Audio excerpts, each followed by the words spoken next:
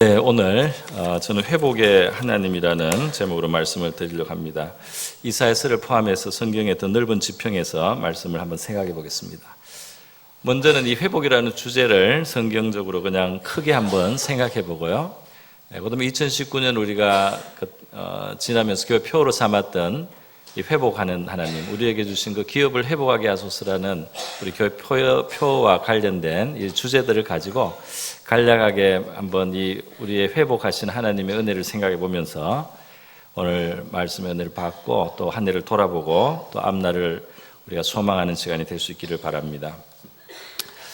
우리 아주 그냥 그 광고에도 나오는 피로 회복이라는 말이 얼마나 흔합니까? 또 건강을 회복하자, 또 재난 후에 복구하는 것, 오염된 자연을 복구하는, 회복하는 이런 일들을, 이런 말들이 우리에게 매우 익숙해 있습니다. 아주 좋았던 상태에 있었는데 그것이 잃어졌다가 그것을 되찾아야만 한다는, 너무 좋은 건데 그거를 잃어서는 안 된다는 거죠.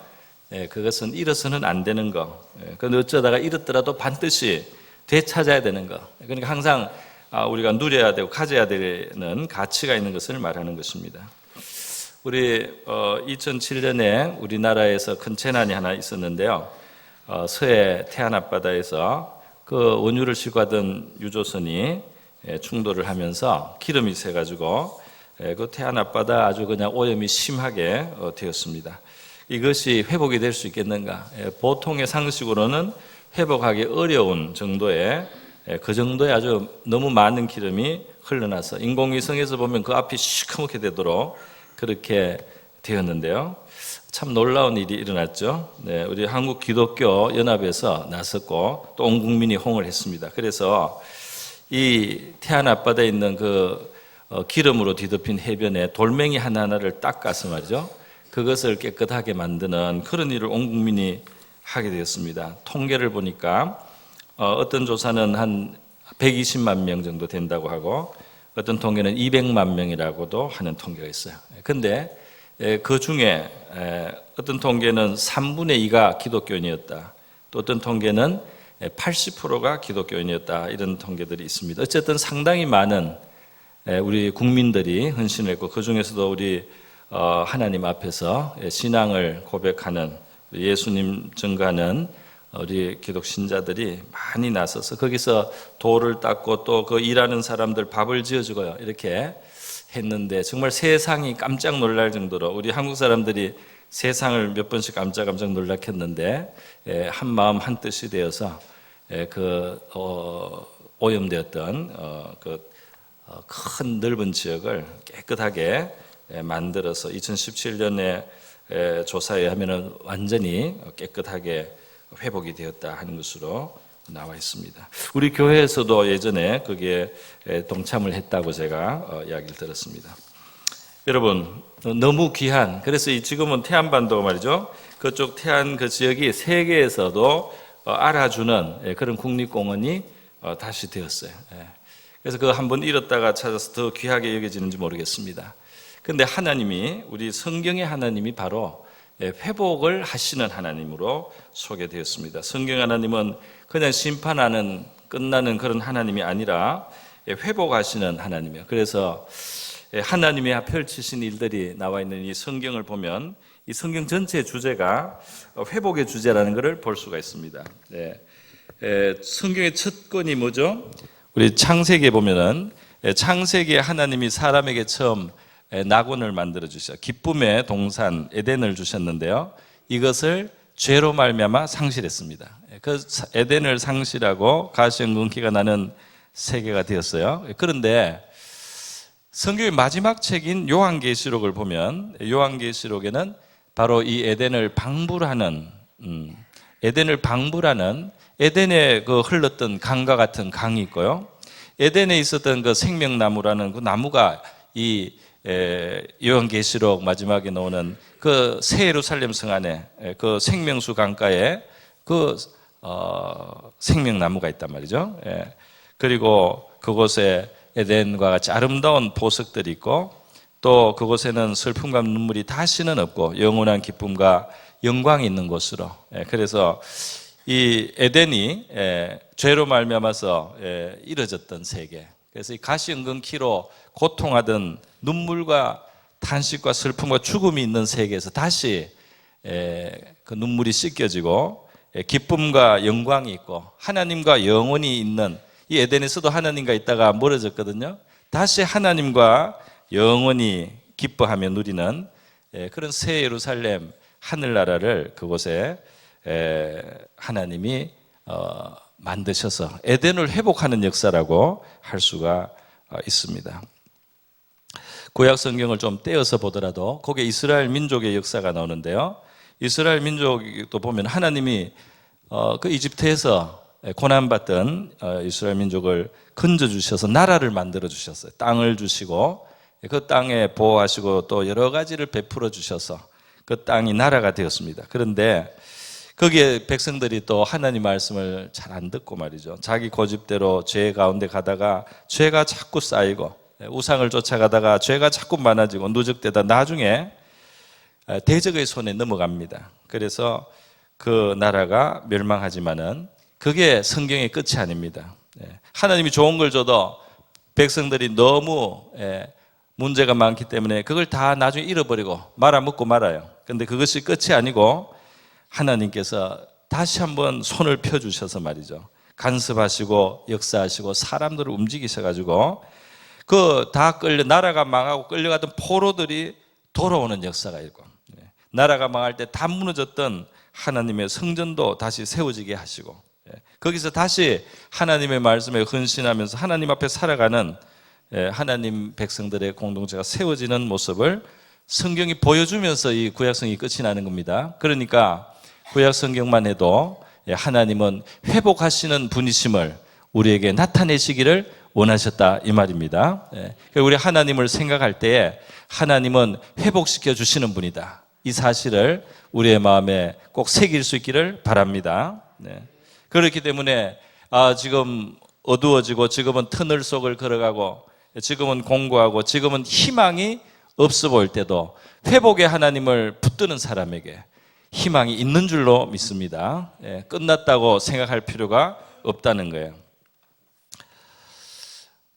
하나님은 죄로 인해서 하나님의 영광에서 멀어지고 떨어져 나간 이 인간을 위해서 영원하신 하나님의 독생자이신 예수 그리스도를 이 세상에 보내시면서 희생하게 하시기까지 그렇게 우리를 회복시키시려고 하셨습니다. 우리의 죄를 일단 씻고 우리의 죄를 청산해 그 다음에 이제 좋은 것이 가능합니다.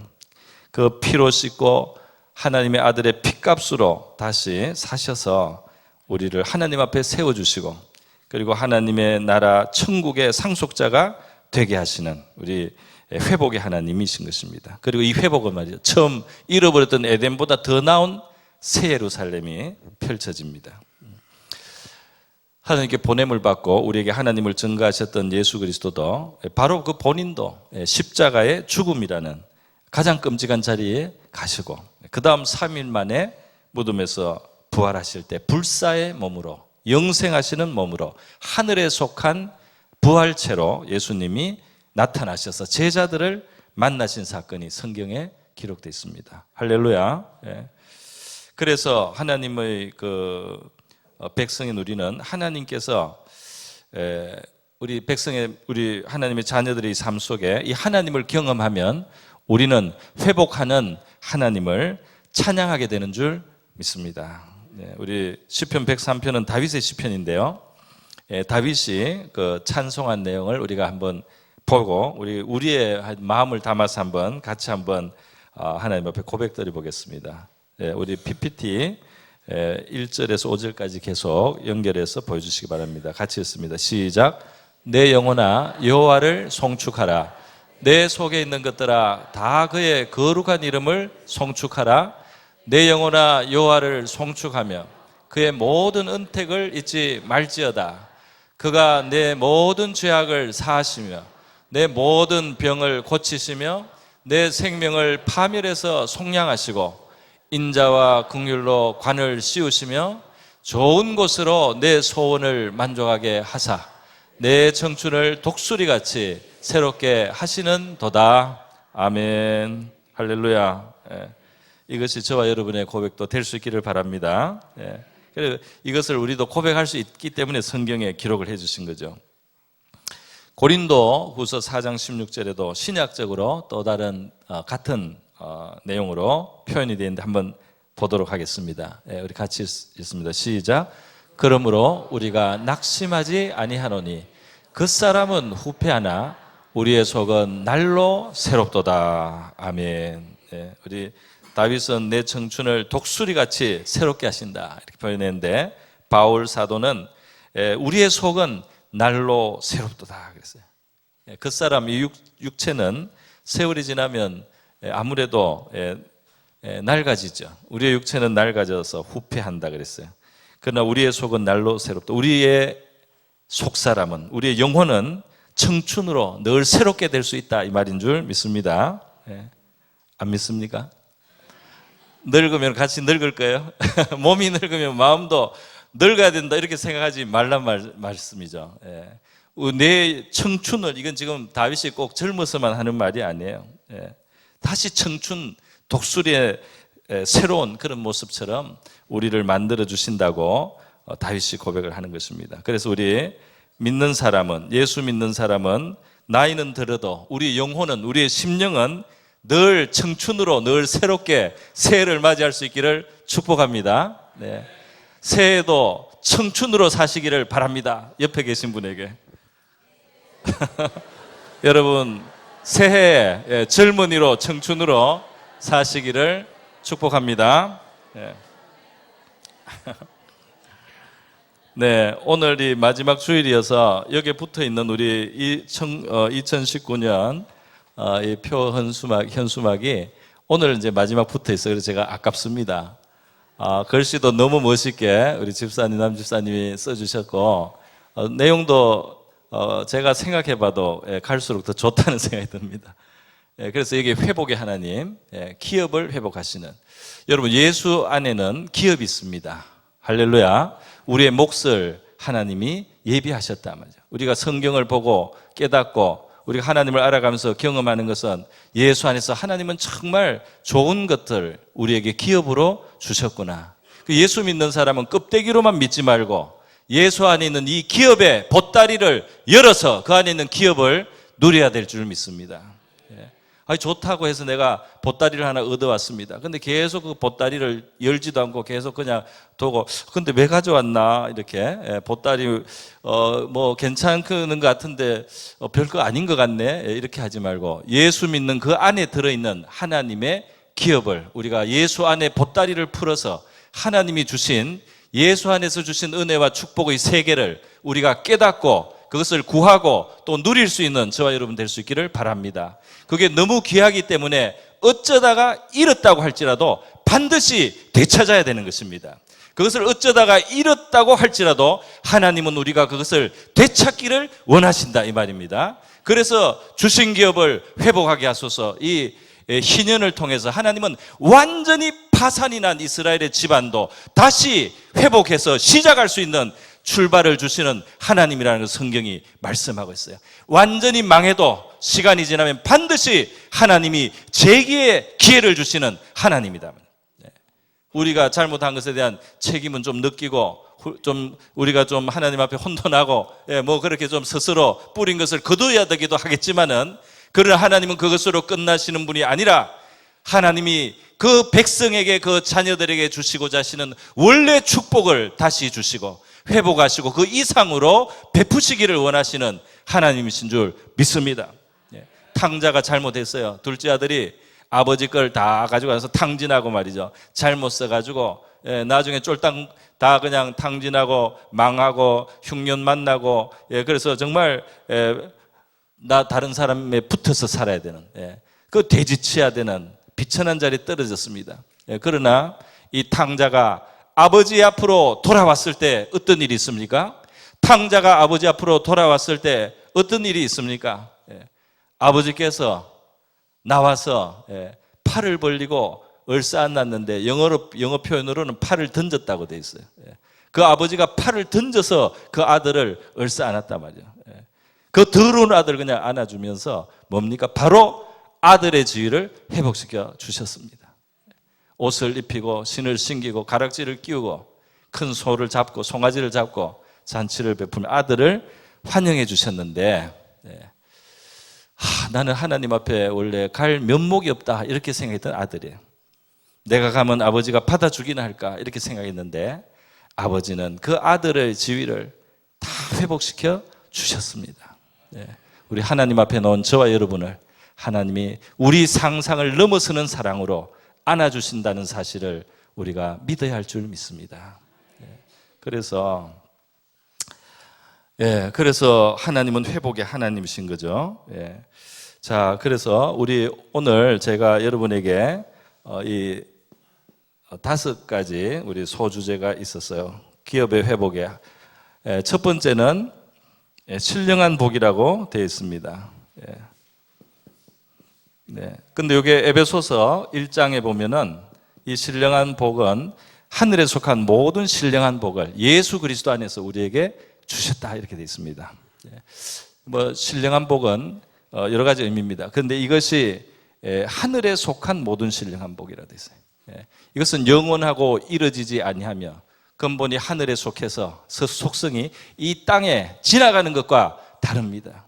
하나님은 이 땅에 지나가는 우리 나그네 인생에도 마실 것과 또 입을 것과 또 먹을 양식을 생각하시고 헤아려 주시는 분이지만은 하나님은 그것으로 우리 축복하고 많은 분이 아니다 이겁니다.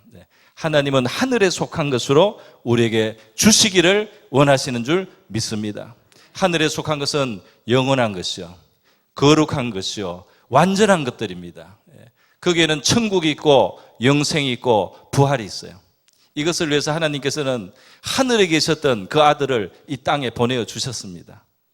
그리고 이 땅에서 그 아들은 우리의 죄값을 다 치르시고 그 아들이 다시 하늘로 올리셨어요. 그리고 우리 그 예수를 믿고 그 예수가 그의 영을 성령, 예수의 영 성령을 또 보내어 주십니다. 할렐루야. 예수 믿고 예수의 영 성령을 받아서 우리 예수와 다 연결되기를 축원합니다. 예수와 연결이 되면 어떻게 됩니까? 하늘에 계신 예수와 연결이 되면 우리가 땅에서 살아가지만 하늘에 속한 자가 되는 줄 믿습니다. 여러분 하늘에 속했습니까? 땅에 속하셨어요. 생활은 땅에서 하지만은 예수를 믿었다는 것은 하늘에서 오신 예수를 믿고 하늘로 올리우신 예수를 믿고 그 예수가 와서 하늘 가는 길, 그 길을 막고 있던 죄의 담을 흘어서 하늘 가는 길을 활짝 열어놓으시고 하늘과 땅을 잇는 사닥다리가 되시고 그의 영으로 우리와 연결하셨기 때문에 우리가 하늘에 속한 자가 되는 줄 믿습니다. 예수 믿으면 말이죠. 예수를 모시면, 예수의 영이 우리 안에 찾아오시면 우리가 땅에 살아도 하늘에 속한 자인 줄 믿습니다. 할렐루야. 하늘에 속하셨습니다. 안 믿어지는 하늘에 속하셨어요. 하늘에 속해야 하늘에 가는 겁니다. 하늘에 속해 미리 연결해 놓으시는 거예요, 하나님께서. 그래서 예수 안에 신령한 복, 이것은 사실 이뤄질 수도 없죠. 그런데 문제는 이 신령한 복은 너무 놀라워서요. 이 복 안에서는 사실 이 땅에서 좀 모자라도 괜찮다. 이 땅에서 심지어 어떤 사람은 예수에서 죽어도 아깝지 않다. 이 정도로 생각이 달라지는데 그런데도 불구하고 우리가 살다 보면 눈앞의 것은 커 보이고 이 하늘에 속한 것은 멀리 있는 것이고 믿음으로 바라봐야 되는 것이기 때문에 이것이 시야에서 약해질 수는 있습니다. 우리 예수 믿고 신령한 복에서 혹시라도 우리가 시야에서 흐릿하다면 우리 믿음의 눈, 영혼의 눈을 밝게 해주셔서 다시 그 복이 얼마나 크고 영광스러운지를 깨달을 수 있게 해달라고 하나님 앞에 기도하셔야 될 줄 믿습니다.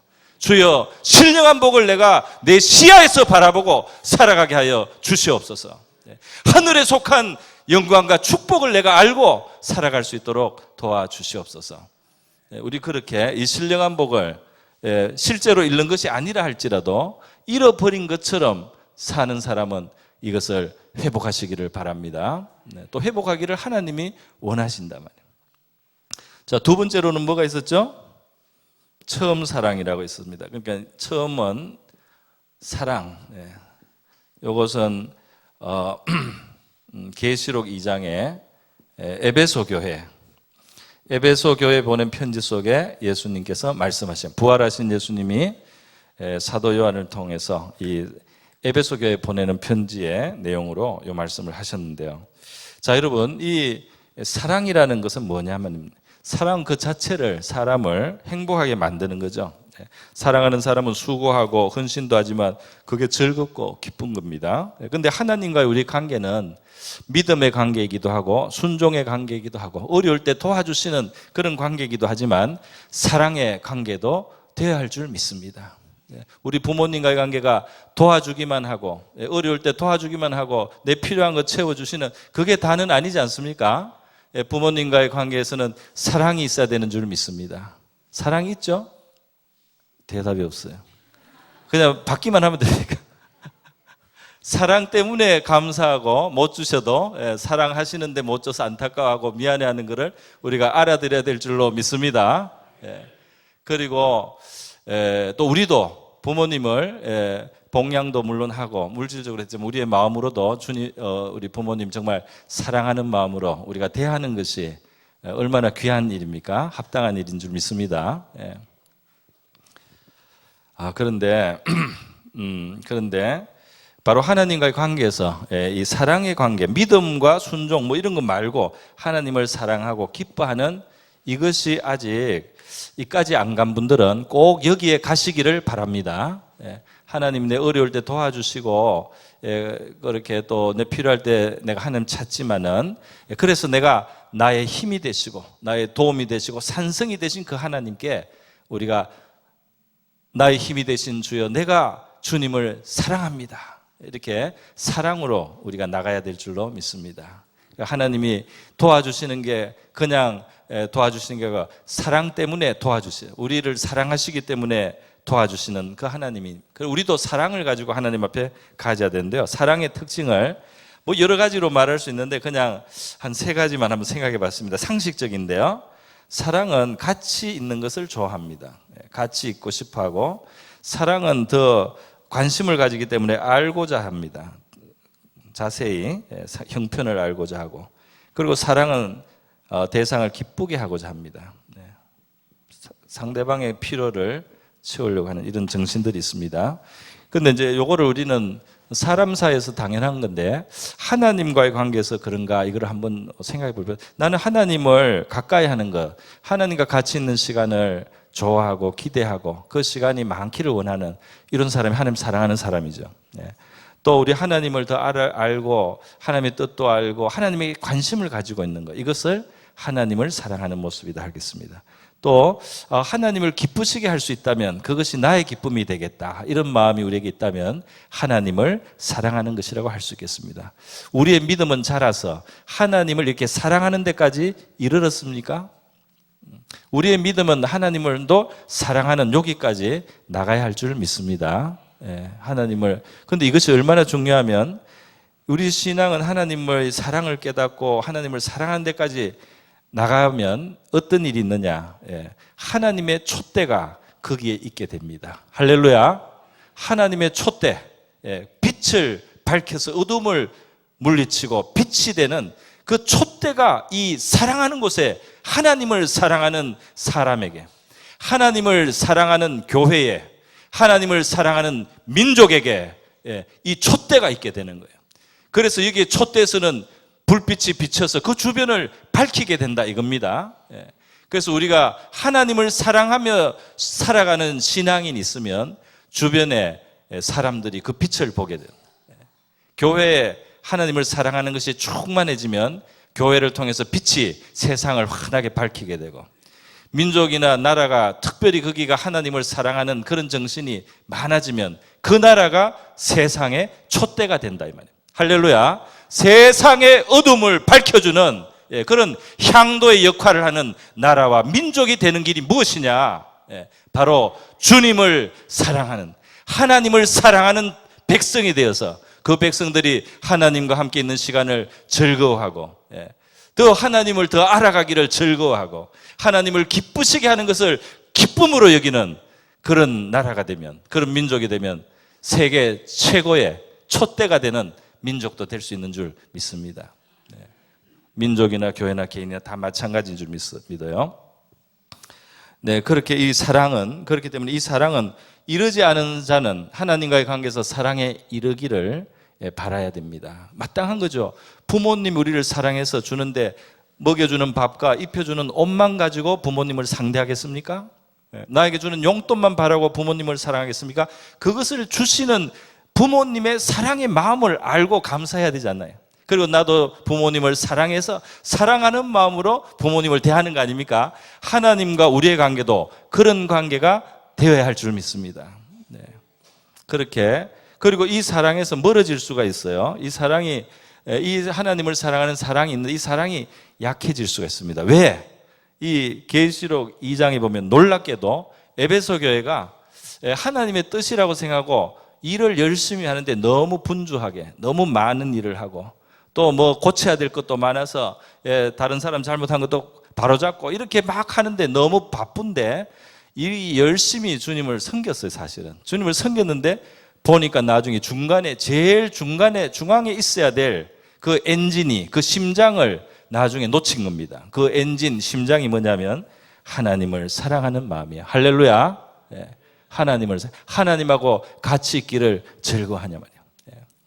하나님 더 알아가는 것을 기쁘게 여기냐 말이에요. 하나님의 뜻을 정말 이루어드리는 것을 기쁨으로 삼고 하느냐 말이에요. 자, 그렇게 우리 하나님을 향한 사랑을 가지는 우리가 될 수 있기를 바랍니다. 또 회복할 수 있기를 바랍니다. 세 번째로 뭐가 돼 있죠? 주의 말씀이라고 되어 있습니다. 주의 말씀. 자, 이거는 역대하 34장에 기록된 한 사건 했는데요. 이스라엘 역사 중에 정말 우리가 볼 때 어이없는 일이 있습니다. 뭐냐면 유다의 왕 중에 요시아라는 왕이 있었는데 이 왕이 그래도 좀 하나님을 찾는 왕이에요. 경건한 사람이에요. 그래서 보니까 성전이 너무 낡았어요. 근데 그걸 고치지도 않고 내버려 두고 있는 겁니다. 관심이 없는 거죠. 요시아는 하나님을 그래도 향한 참믿음 있기에 명령을 내려서 하나님 성전을 수리해야 되지 않느냐, 수리하도록 명령을 내렸어요. 수리를 하는데 수리를 하는 중에 어디서 뭐가 툭 떨어졌습니다. 평소에 이제 안 뒤지던 뭘 뒤지다가 툭 떨어진 거예요. 보니까 뭡니까? 율법책, 하나님이 주신 말씀책이 툭 떨어졌어요. 그래서 이게 뭐냐? 아무도 몰라요. 근데 내용을 보니까 하나님이 원래 자기 조상들에게 줬던 말씀을 기록한 거예요. 그리고 그 말씀을 굉장히 중요하게 여기라고 누누이 그 안에 이미 또 설명이 돼 있어요. 이스라엘 백성들이 어떤 신앙생활을 했느냐면 하나님 성전을 세우고 제사를 드리고 여기서 찬양도 하고 이렇게 했지만, 기도도 하고 했지만 하나님의 말씀은 쏙 빠져 있었습니다. 하나님의 말씀과 그들의 삶은 관계가 없었다 이 말이에요. 그냥 종교적 의식, 종교적 행위, 어떤 제의적인 그런 뭐 명절을 지키고 무슨 신앙 무슨 명절을 지키고 행사하고 이런 것은 그들이 그대로 했는데 희한하게 어느 시점에서부터 하나님의 말씀은 쏙 빠져서 심지어 그 말씀의 집약체인 성경이 구약 율법이 있다는 사실도 이제는 아는 사람이 없이 지났으니 그게 몇십 년인지 혹은 100~200년인지 모르겠습니다. 그런데 요시아 왕 때 딱 그게 발견이 된 거예요. 그러니까 요시아가 그걸 읽어보고 깜짝 놀랐습니다. 우리가 너무 하나님 말씀을 몰라가지고 우리 마음대로 지금 해왔구나. 우리가 하나님 백성이라고 하면서 이 성전에서 그냥 제사만 드리면 하나님 백성인 줄 알았는데 그게 아니고 말씀이 우리의 삶 속에, 생활 속에 이렇게 하라는 하나님의 말씀을 우리가 새기고 그 말씀을 받아서 살았어야지, 순종하며 살았어야 됐었는데 그렇지 못하니까 우리가 이런 지금 지경이 되었구나, 이런 지금 여러 가지 문제가 우리에게 있구나 깨달았어요. 그래서 백성들과 함께 회개하고 또 이제 앞으로 이 말씀대로 우리가 생활 속에 신앙으로 가지겠다고 하고 그들이 새롭게 하나님 말씀 앞에 섰습니다. 어떤 분들은 제가 이 가운을 몇 달 전부터 벗고 했는데 이게 이제 왜 가운을 벗었냐면은 이게 칠판을 쓰려고요. 칠판을 이게 마태복음부터 제가 이렇게 설명하면서 조금이라도 적어 놓는 것이 한자도 없는데 머릿속에 여러분이 머릿속에 칠판을 그려놓고 여러 가지를 생각하면 힘드시니까 그래서 제가 이걸 하고 또 저도 좀 편한 점이 많습니다. 그래서 칠판을 쓰면서 제가 약간 그게 거추장스러워서 이 가운을 벗었어요. 그러니까 가운을 입는 것에 익숙하던 분들은 목사님 왜 가운을 벗었나 언제 입나 이렇게 기다리고 있는 분도 있습니다. 근데 이제 예배는 가운을 입으라 벗으라는 말은 성경에는 없습니다. 없는데 이제 그게 교회 전통에 따라서 문화에 따라서 상황과 분위기에 맞게 이제 하는 것인데 가운을 입는 전통은 어떤 의미로 있냐면 이 예배 시간이 특별히 귀하고 하나님의 정성을 다하자는 의미가 있습니다. 그래서 나름대로 가치가 있어요. 그래서 제가 어떨 때는 가운을 입을 겁니다. 그런데 가운을 안 입는 것도 그냥 가운을 안 입은 것이 아니고 일상복을 입습니다. 일상복이죠. 예의를 갖춘 일상복, 양복을 입고 제가 강단에 섭니다. 그것은 어떤 의미가 있습니까? 우리의 신앙은 교회 안에서만 있는 신앙이 아닌 것입니다. 우리의 신앙은 이 예배 시간에만 하나님을 경배하고 하나님을 바라보는 신앙이 아니고 우리의 삶의 현장에서 우리가 이 평범한 옷을 입고 살아가는 바로 그곳에서 우리는 하나님을 만나야 되고 하나님을 경험해야 되고 하나님을 순종하고 예배하고 영광을 돌려야 되기 때문에 이 가운을 안 입고 양복을 입은 것도 뜻이 있다 이 말입니다. 이것도 의미가 있는 거예요. 그냥 귀찮아서 벗은 게 아니다 말이에요. 그래서요 그렇게 이해하시기 바랍니다. 그렇게 다 이해하실 줄 믿습니다. 그 정도는 이해가 되실 거예요. 그래서 왜 안 입나 이렇게 너무 걱정하지 마시고요. 그런데 그러니까 주의 말씀이 발견되었다. 그러니까 오늘 우리에게 필요한 것이 뭐냐? 주의 백성이 종교적 행위는 가지고 종교적 형식은 있는데 하나님의 말씀이 내 마음속에 살아있지 않으면 그 기업을 우리가 큰 것을 잃고 있는 거예요. 하나님은 그 말씀이 우리 가슴 속에 살아있기를 원하십니다. 그것이 나를 향하신 하나님의 뜻이 말씀으로 내 속에 들려지고 또 우리가 성경을 폈을 때 내 눈앞에서 살아있는 말씀이 되고 내 영혼에 감화와 영향을 주는 말씀이 되어서 살아있는 말씀을 가질 때 우리가 말씀을 가진 사람, 성경책을 단순히 가지고 있다는 이유로 우리가 말씀을 가지고 있는 것은 아니죠.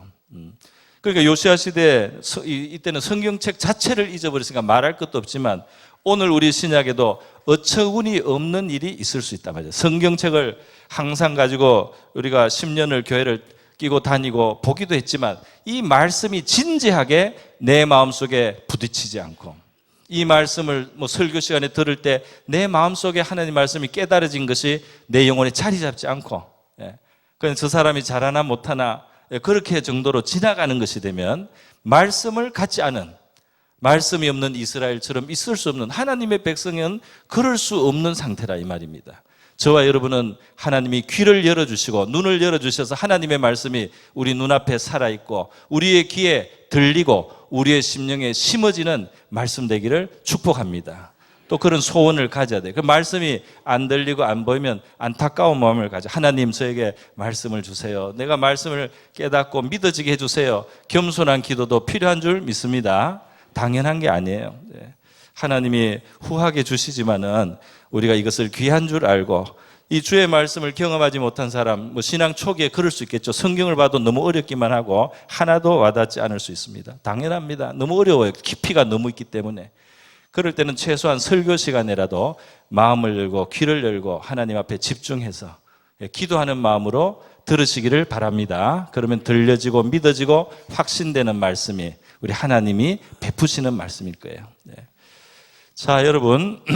그리고 그 말씀에서 멀어진 사람이 있다면 이제는 나는 하나님 말씀 안 들려요.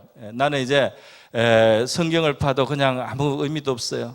이런 사람은 하나님께 주여 주의 말씀을 회복하게 하옵소서 이렇게 돼야 될 줄 믿습니다. 자, 여러분 네 번째는 무엇입니까? 성결입니다. 그러니까 이 하나님 말씀이 받는 사람들은 자신을 깨닫고 이거 부족했습니다. 하나님 잘못했습니다. 내가 믿음이 없었습니다. 사랑이 없었군요. 하나님 제가 순종하기에 너무나 게을렀습니다. 내 입술에 죄가 있습니다. 내 마음이 부정합니다. 이렇게 이제 회개하는 거죠. 회개합니다. 오늘 이사야를 보니까, 이사야 6장에 보니까 이사야는 성전에서 하나님을 뵙게 됐어요. 거룩한 아마 환상을 봤습니다.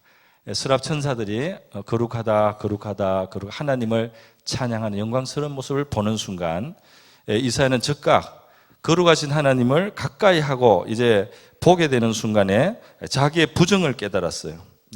그러니까 우리가 하나님께 가까이 간다는 증거 중에 하나가 자기의 부정을 깨닫게 되는 거죠. 아, 내가 이것이 정말 악하구나. 내 안에 이렇게 추악함이 있구나. 깨닫고 하나님, 하나님 어떻게 합니까? 불쌍히 여겨 주시옵소서. 용서하여 주시옵소서. 예수님의 십자가가 늘 필요한 사람이 되는 것입니다. 큰 죄를 꼭 지어서도 아니고 우리 평범한 생활 속에도 죄가 많거든요.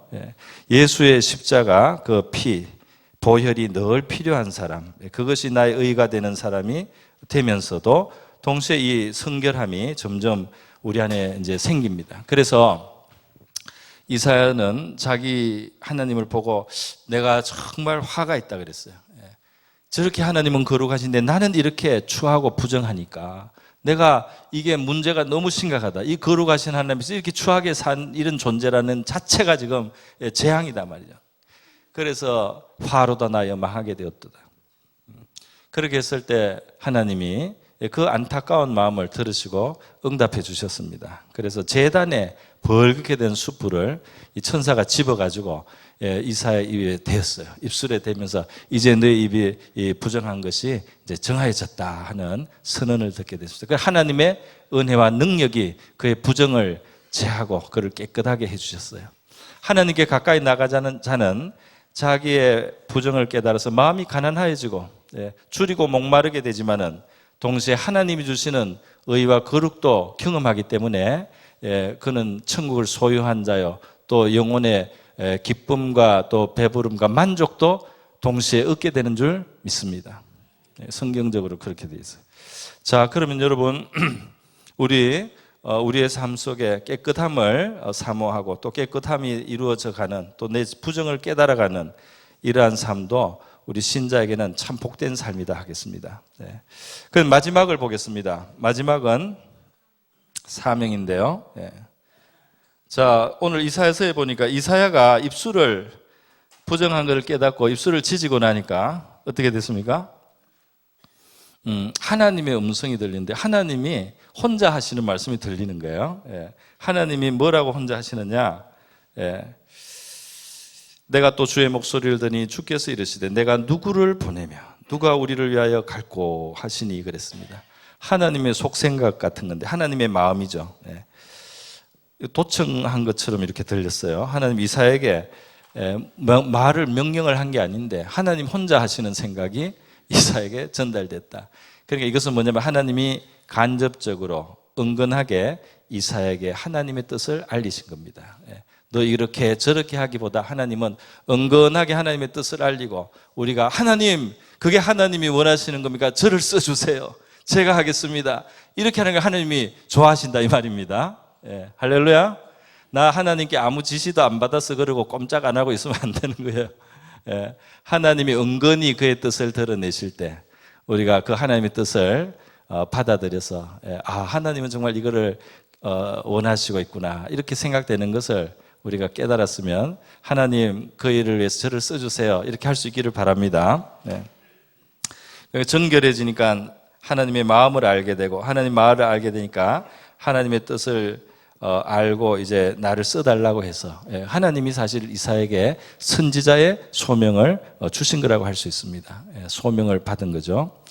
우리 신약 성경에서도 예수 그리스도 안에서 우리는 선한 일을 위해서 지음을 받았다 그런 말씀이 있습니다. 그러니까 우리 믿는 사람은 우리가 이 땅에서 살아가기 위해서 수고하고 살지만 우리의 삶의 의미 속에는 그 이상이 있다 이 말입니다. 우리가 이 땅을 사는 동안에 하나님의 뜻을 이루는 도구로 살아가는 줄 믿습니다. 평범한 일을 특별한 일을 하고 평범한 그리스도인의 삶을 살고 특별 사명을 가지고 사는 모양은 달라도 우리는 하나님 앞에 선한 일을 위해서 지음을 받은 존재로 하나님이 우리를 보고 계신 것입니다. 그렇기 때문에 그냥 나는 내 혼자 사는 것이 끝이 아니에요. 우리는 사명이 있는 자로 부름을 받았습니다. 하나님의 뜻이 무엇인가 우리를 통해서 이루어지도록 하나님은 의도하신다 이 말입니다. 예. 살아야 될 이유죠. 예.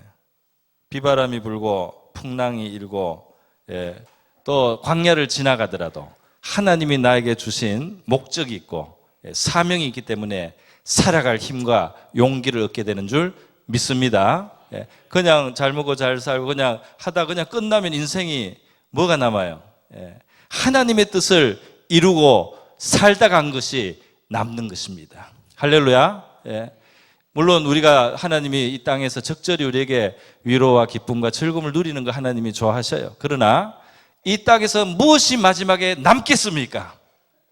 무엇이 마지막에 남는 것이 되겠습니까? 내 하고 싶은 거 해본 거 그게 남는 것이 될까요? 하나님의 뜻을 행하는 자는 영원하리라. 하나님의 뜻을 행하고 하나님의 뜻을 내가 깨달은 만큼 행한 그것이 영원히 남는 우리의 인생인 줄 믿습니다. 100년을 살고 200년을 살아도 하나님의 뜻과 관계없이 산 사람에게 그 긴 세월이 무슨 의미가 있습니까? 예수님은 30몇 년 살다가 가셔도 완전히 하나님의 뜻을 향해서 던져진 삶을 살고 나니까 그 삶이 영원한 생명이 되고 영원한 등불이 되고 영원히 기념되고 예수 그리스도가 이 세계에서 가장 부요한 자이신 줄 믿습니다. 그래서요, 저와 여러분은 하나님 앞에 사명을 발견하고 살아가야 되기를 원하는데, 여기에 제가 아마 열왕기 상 19장이죠. 그 인용. 이것이 뭐냐면은 엘리야가 피곤하고 지쳐서 죽고 싶어 할 만큼 힘들었어요. 죽고 싶어 할 만큼 힘들었어요. 그래서 쓰러져 있을 때 하나님이 그를 위로해 주십니다. 양식도 주시고 잠도 자게 하시고 어루만져 주시고 힘을 조금 소생시켰어요. 그러나 이사의 몸은 그렇게 약간 소성이 되지만 엘리야의 그 심령과 엘리야 자신이 정말 온전히 힘을 얻는 것은 어디냐? 하나님이 네가 할 일이 무엇이다는 것을 알려주셨을 때, 너는 누구에게 기름을 붓고 누구에게 기름을 붓고 누구에게 기름을 부을 일이 너에게 있다. 네가 이 땅에 살아가면서 내가 원하는 그 일을 행하기 위해서 너는 이 땅을 사는 거야. 이렇게 하나님이 하셨을 때 엘리야가 온전히 힘을 얻은 줄로 믿습니다. 사명은 십자가 나의 어떤 짐 과업으로 그치는 게 아니에요. 하나님이 우리에게 사명을 줄 때는 우리 자신을 위해서도 그 사명을 주시는 겁니다. 하나님의 뜻을 이루는 도구로만 쓰시는 것이고, 그것이 우리를 가장 온전하게 할 수 있고 우리에게 가장 큰 만족을 줄 수 있고 우리에게 가장 큰 기쁨을 줄 수 있고 가장 큰 상을 줄 수 있는 일이기 때문에 우리에게 가장 맞는, 우리가 가장 만족할 수 있는 바로 그런 일들이기 때문에 하나님은 우리 각자에게 사명을 주시는 줄 믿습니다. 물론 어린아이들에게 하나님 바로 일을 맡기지는 않을 겁니다. 그러나 우리의 믿음이 자라갈 때 하나님은 어느 시점에서 아버지 하나님의 뜻을 우리에게 알게 하시고 내가 왜 살아야 되는지, 무엇이 내 삶의 표대가 돼야 되는지 깨닫게 하실 줄 믿습니다. 그렇게 깨달을 때 그것을 따라가면 때로는 우리의 뜻과 생각에 조금 맞지 않을 때도 있고 때로는 내 생각하고 잘 맞을 때도 있어요. 그러나 그 뜻을 따라갈 때 우리에게 최선이 이루어질 줄 믿습니다. 요나는 니느웨로 가라는 사명 받고 다시스로 갔기 때문에 배가 풍랑을 만났어요. 배 밑창에 들어가서 하나님 사명을 피하려고 해도 결국은 그 배가 너무 흔들리니까 사람들이 다 내려와서 잠자는 사람 다 끄집어내서 너가 섬기는 신이 누군지 모르지만 네 하나님께라도 네 신에게라도 기도하라고 막 깨워서 잠을 잘 수가 없습니다. 결국 평안이 없다 이 말이에요. 사명을 외면하면 평안이 없습니다. 사명을 순종하면 혹시 몸이 피곤해도 영혼에 평안이 넘칠 줄 믿습니다. 하나님의 뜻 안에 있는 사람에게 하늘에 속한 것이 누려진다 이 말입니다. 자, 그래서요, 어떤 사람은 이 사명을 가진 사람은 하나님께 이사야처럼 이 귀로 듣는, 마음으로 듣는 것뿐 아니라 눈에 보이는 것도 있죠. 저게 부족해 보이고 저거 어떻게 하나, 저거는 이렇게 돼야 된다. 그 마음에 그게 보이는 사람이 있고 안 보이는 사람이 있어요. 보이는 사람은 그 일을 하라고 하나님이 눈을 좀 열어놓은 거예요. 그렇지 않을까요? 이사야가 갑자기 내가 누구를 보내면 누가 나를 위해서 갈고, 누가 나를 위해서 가면 우리가 누구를 보낼고 하는 그 하나님의, 그게 갑자기 이사야에게 들려서, 이사야에게 하나님 혼자 하는 말인데 이사야에게 하나님이 귀를 열었다 이 말입니다. 들을 수 없는 이야기를 듣게 귀를 열었다 이럽니다. 다른 사람한테는 안 보이는데 내 눈을 열어서 하나님이 보게 하는, 하나님이 소원하고 하나님께 필요하게 보이시는, 바로 그게 내 눈에 보이면 하나님이 그것을 하라고 우리에게 소명을 주고 있을 수가 있어요. 그럴 가능성이 많습니다. 성가대가 찬양을 좀 부족하고 오늘 상당히 은혜로웠습니다. 근데 어떤 다른 교회 이야기인데요, 성가대가 왜 저거밖에 못하나 그러고 앉아 있는데 목사님이 성가대가 왜 못하나 이런 생각하는 분은 성가대 하라는 하나님의 뜻입니다. 그래 그 사람이 성가대 했다는 이야기를 제가 들었어요. 여러분, 눈에 보이는 소명을 하나님이 귀에 들리는 마음에 주시는 그 소명들을 한번 따라가 보시기를 축원합니다. 소명은 우리 자신을 위해서도 있는 거예요. 할렐루야. 최고의 길이 그게 있습니다. 왜냐하면 선한 일을 위해서 지음을 받았기 때문에, 자기가 지음을 받은 바로 그 목적을 위해 살아야 우리의 삶은 채워지고 충만해지는 줄 믿습니다. 많이 먹기만 한다고 채워지는 게 아니에요. 많이 쉬기만 하다고 평안한 게 아니에요. 주님이 주신 그 사명을 행하면 평안이 넘칠 줄 믿습니다. 평안이 넘치게 될 줄로 믿습니다. 네, 오늘 말씀을 이걸로 마칩니다. 우리 한 해는 지나가지만 이 말씀은 가슴에 계속 남아서 저와 여러분의 표대 될 수 있기를 바랍니다. 우리 다 같이 한번 기도하겠습니다. 하나님, 이 한 해도 함께해 주시고 도와주시고 또 어떤 영역에서 하나님을 경험하며 또 회복해 주신 것도 감사드리고, 우리에게 주신 신령한 복 감사드리고, 우리 더 사랑하는 자, 하나님 사랑할 줄 알고 하나님 말씀 들을 수 있는 우리, 깨끗해지는 우리, 사명 깨닫고 행하는 우리가 되도록 주님 인도하여 주시옵소서. 잃어버린 것은 되찾게 하여 주시옵소서. 다 같이 기도하겠습니다.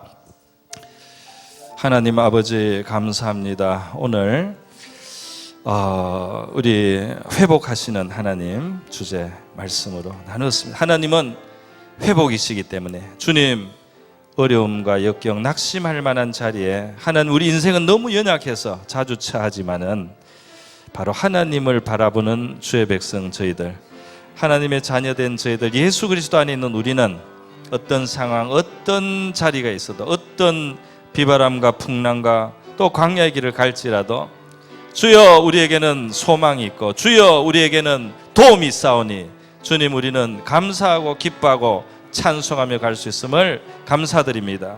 오늘 하나님 아버지, 우리 2019년 주신 하나님의 많은 은혜 감사하고 우리 늘 청춘의 영혼을 가지고 살아가는 주의 백성들 되게 하여 주시옵소서.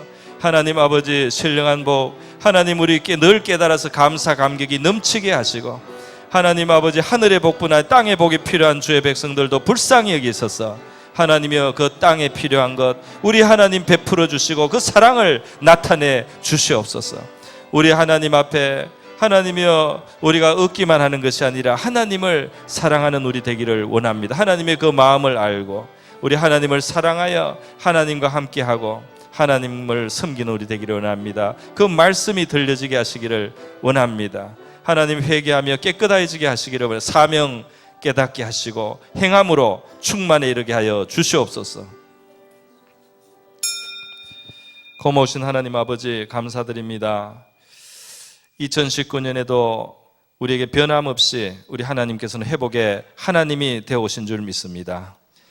저와 우리 성도들의 삶 속에 예수 그리스도 안에서 하나님이 주신 모든 풍성한 기업들을 얻게 하시고 혹여 잃었더라도 다 되찾게 하셔서 우리에게 주시고자 약속하시고 하나님이 열망하시는 그 풍성한 은혜를 우리 모두 누리게 하여 주시옵시고 하나님께 영광을 돌리는 자녀로 살아가게 하여 주시옵소서. 고모신 예수님의 귀하신 이름으로 기도드립니다.